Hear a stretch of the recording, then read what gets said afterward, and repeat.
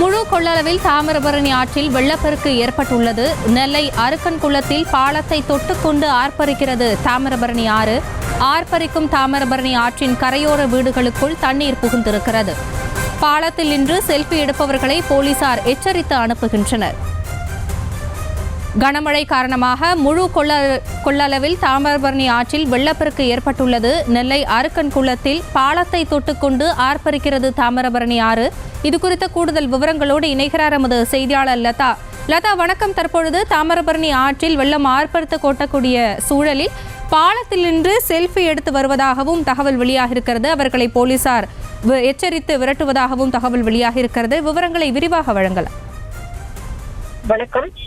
மழையின் காரணமாக தாமிரபரணி ஆற்றில் வெள்ளப்பெருக்கானது ஏற்பட்டு இருக்கிறது. குறிப்பாக நாம் பார்க்கக்கூடிய அருகன் குளம் பகுதியில் பார்த்தோம் என்றால் தாமிரபரணி ஆற்றின் கரையோரங்கள் முழுவதும் மழையின் அந்த வெள்ள நீரானது சூழ்ந்து குடியிருப்புகளையும் சூழ்ந்து காற்றாற்று வெள்ளம் போல் அந்த பகுதியில் தண்ணீரானது ஓடக்கூடிய ஒரு நிலையில் அதை சுற்றி இருக்கக்கூடிய பகுதி மக்கள் மற்றும் அந்த சாலையில் அந்த பாலம் வழியாக கடக்கக்கூடிய மக்களும் பாலங்களிலேயே வாகனங்களை நிறுத்தி அந்த பகுதியில் நின்று அந்த வெள்ளப்பெருக்கை பார்த்து அபாயத்தை உணராமல் செல்ஃபி எடுப்பது உள்ளிட்ட செயல்பாடுகளில் ஈடுபட்ட ஒரு நிலையில் அங்கே விரைந்த காவல்துறையினர் அவர்களை எச்சரித்து அறிவுரை கூறி அனுப்பி வருகிறார்கள். மேலும் ஒளிபெருக்கைகள் மூலியமாகவும் அவர்கள் அறிவுரை கூறி அவர்களை திருப்பி அனுப்பக்கூடிய ஒரு நிலையும் ஏற்பட்டு இருக்கிறது.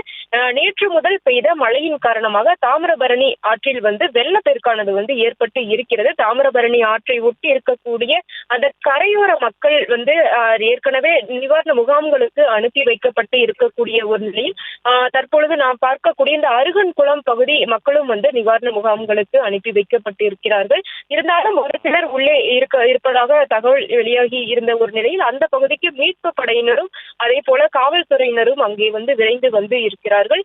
இதற்கிடையே அந்த மேம்பால பகுதியில் ஏராளமான அந்த வழியில் செல்லக்கூடிய மக்கள் குவிந்து அபாயத்தை உணராமல் அங்கே நின்று வேடிக்கை பார்ப்பது, செல்ஃபி எடுப்பது, போட்டோ எடுப்பது, இப்படி இந்த மாதிரியான செயல்களில் ஈடுபட்ட மக்களை காவல்துறையினர் அறிவுரை கூறியும் எச்சரித்தும் திருப்பி அனுப்பி வருகிறார்கள்.